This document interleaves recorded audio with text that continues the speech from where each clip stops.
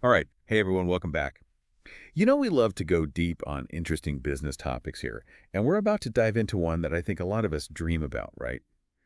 Building a business that doesn't need us. The kind that can thrive even when we're off on that dream vacation. That's the dream for sure. And we've got some great source material to work with today. You send over this awesome YouTube video Mhm. that summarizes the key points from the book Built to Sell, and it does it in a really clever way, too. Yeah, I really like how they use a fictional story about an entrepreneur named Alex to illustrate the concepts. It makes it much more engaging than just a dry list of tips. Totally. It's like we're following along on Alex's journey as he figures out how to build a business that can run without him. So over the next few minutes, we're going to unpack 11 actionable tips from this video. Tips that can help all of us build businesses that are more valuable and less dependent on us, constantly having to be there, putting out fires. You know what I mean? Absolutely. It's about building that freedom and flexibility that we all crave as entrepreneurs. Exactly. So let's dive right in, shall we? Tip number one, and this one really sets the stage. It asks, what projects are you really good at? Hmm. It seems simple enough on the surface, but it's deeper than that, right? Oh, yeah, way deeper. It's not just about what you enjoy doing. It's about identifying those skills that you've truly mastered. And that have the potential to scale.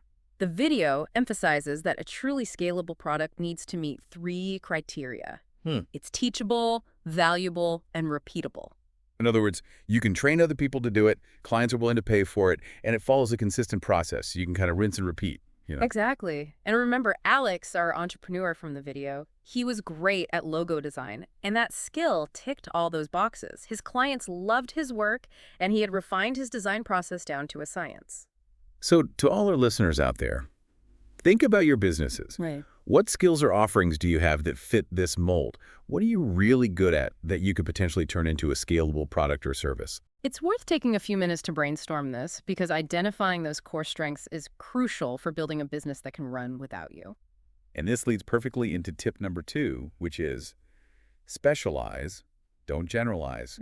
Resist that urge to be a jack of all trades. And the video uses a fantastic analogy to illustrate this point. Southwest Airlines. Southwest, what do they have to do with this? Well, they've built their entire business model around specialization. They only fly Boeing 737s. You're kidding, right? I never noticed that. It's true. By specializing in one type of aircraft, they've become experts in its operation and maintenance, streamlined their training processes, and created a really strong brand identity. Wow, that's actually brilliant when you think about it. It makes you wonder if trying to do too much, spreading ourselves thin across a bunch of different offerings is actually holding us back. It's definitely a question worth pondering. Maybe focusing on one core thing, like Southwest did, is the secret to faster, more sustainable growth. Hmm, I'm starting to see the wisdom in that. And this brings us to a challenge that a lot of entrepreneurs face, particularly in the early stages of their business, and that's client diversification. Tip number three from the video warns us against becoming too reliant on one major client. Makes sense. Putting all your eggs in one basket can make your business incredibly vulnerable. If that one client decides to go elsewhere, it could be devastating. Exactly. It's like building your house on a foundation of sand. It might look stable for a while, but it's not going to withstand a storm. The video recommends aiming for no single client to represent more than 10 to 15% of your total revenue. Diversifying your client base is key to creating a stable, sustainable business. And a business that's more attractive to potential buyers if you ever decide to sell, right? Because if your business is heavily reliant on one client, that's a huge red flag for investors. They want to see a diverse, healthy client portfolio. Exactly. It's like having a safety net, to catch you if one of those big clients suddenly decides to jump ship. I remember in the video, Alex actually had to make a really tough decision. He had to cut back on the amount of work he was doing for his biggest client, even though it felt risky at the time. But ultimately, it was the best decision for the long-term health of his business. It's a great example of playing the long game. Sometimes you have to make sacrifices in the short term to create a more sustainable future. Yeah, sometimes you got to let go of that comfy, familiar thing to reach for something bigger and better. Exactly. Now, tip number four is where things start to get really interesting, at least for me. It's about shifting our mindset from service-based thinking to product-based thinking. This part really got me thinking. Oh, I know, right? This is a huge GE shift for a lot of entrepreneurs, but it's so essential for building a business that can function without you. Instead of selling your time and skills directly, you're packaging your unique process or methodology into a product. So instead of just offering logo design services, Alex could create a logo creation system, a defined product with a set price and a clear process. Precisely. And this is where the magic of scalability really kicks in. You're no longer limited by the number of hours you can work. You're creating something that can be replicated and sold again and again. And it takes a lot of the pressure off you as the business owner, right? You're not the only one who can deliver the goods. It's about creating a system, a machine, that can run smoothly and consistently. And that leads us beautifully into tip number 5, which the video highlights as the most crucial of all. Make your business independent of you. I mean, isn't that the whole point? Isn't that what we all dream of as entrepreneurs? Yeah. To build a business that doesn't need us to be there micromanaging everything. It's definitely a common goal. And achieving this freedom and flexibility requires us to become masters of delegation, systems building, and training.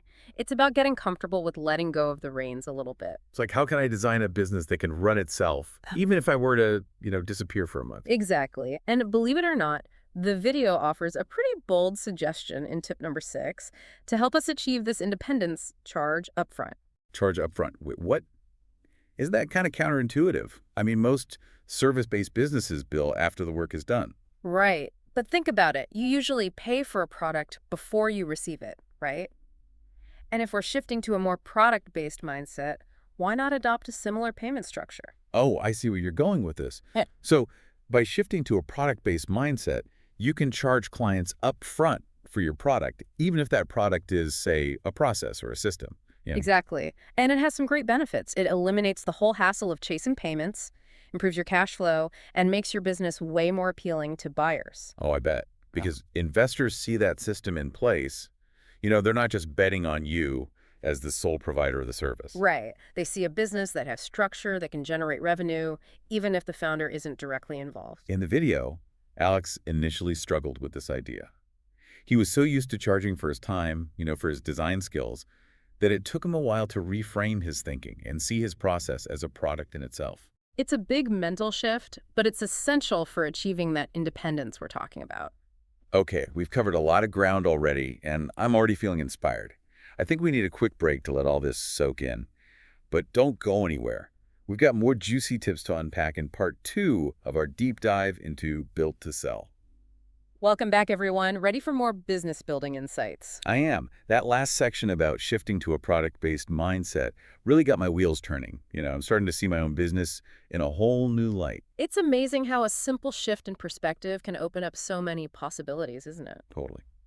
And speaking of possibilities, tip number 7 builds on that idea of specialization we talked about earlier.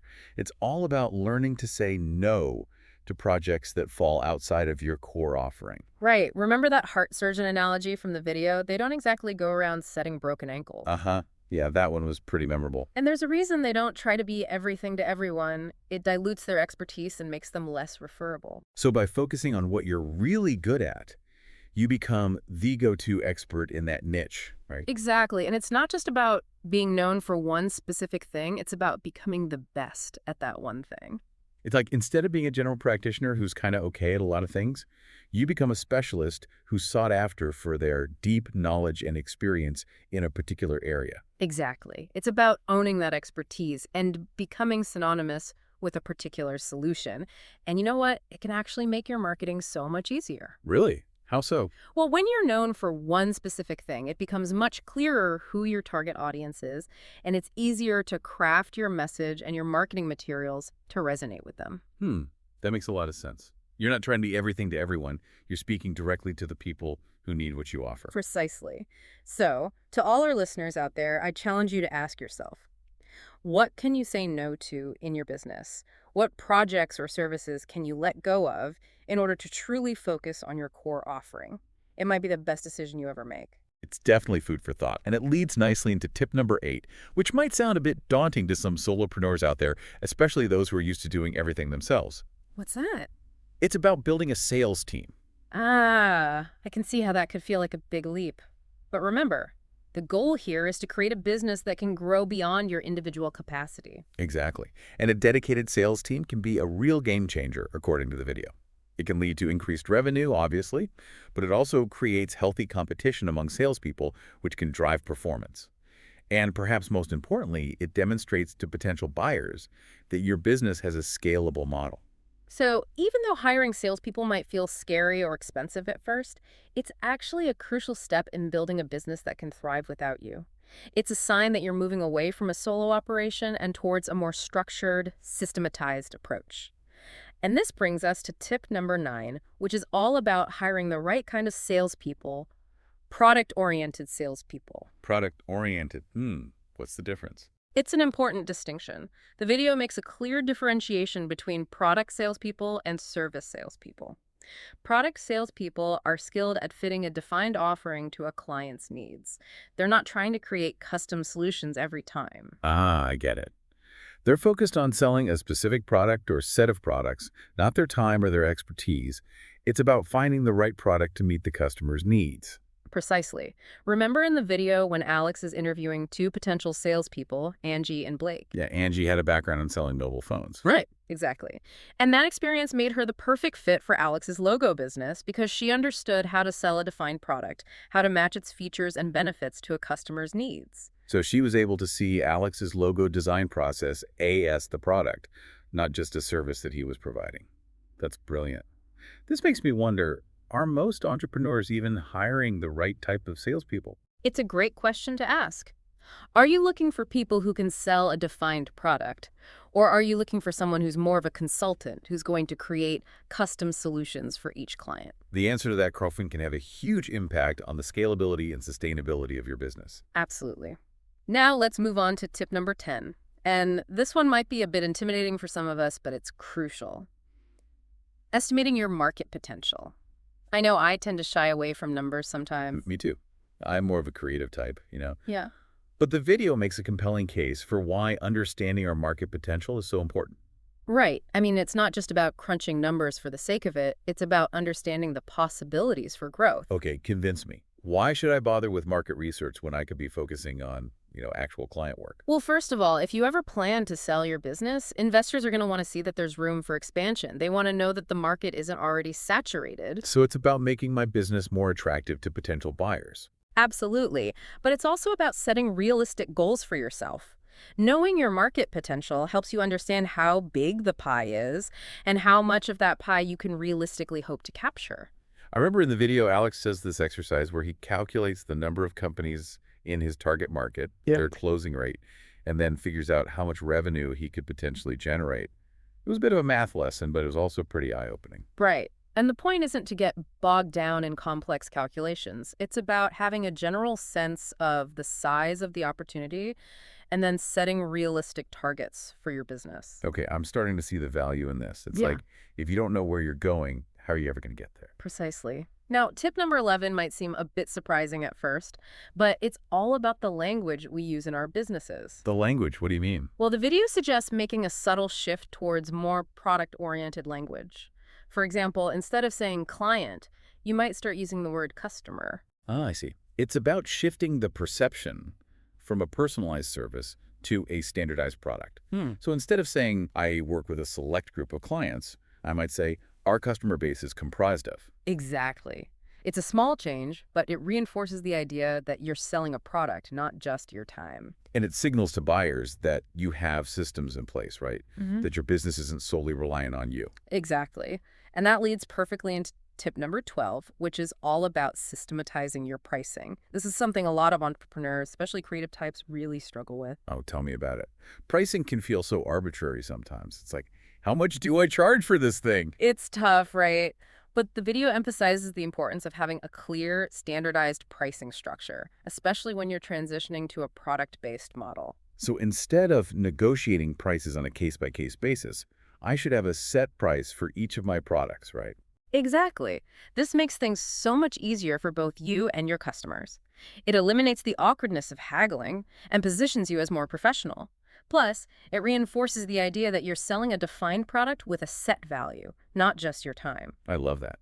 It takes the emotion and the guesswork out of the equation. And it leads nicely into our final tip, number 13. Document everything. Now, I have to admit, this one sounds a bit tedious. It might sound like a chore, but trust me, it's absolutely essential for building a business that can run without you. Okay, walk me through it. Why is documentation so important? Imagine this. You're finally on that dream vacation, sipping margaritas on a beach somewhere, and your team needs to handle something back home. Do they know exactly what to do? Okay, I see your point. If I haven't documented my processes and procedures, my team is going to be lost without me. It's like trying to build a house without a blueprint. Exactly.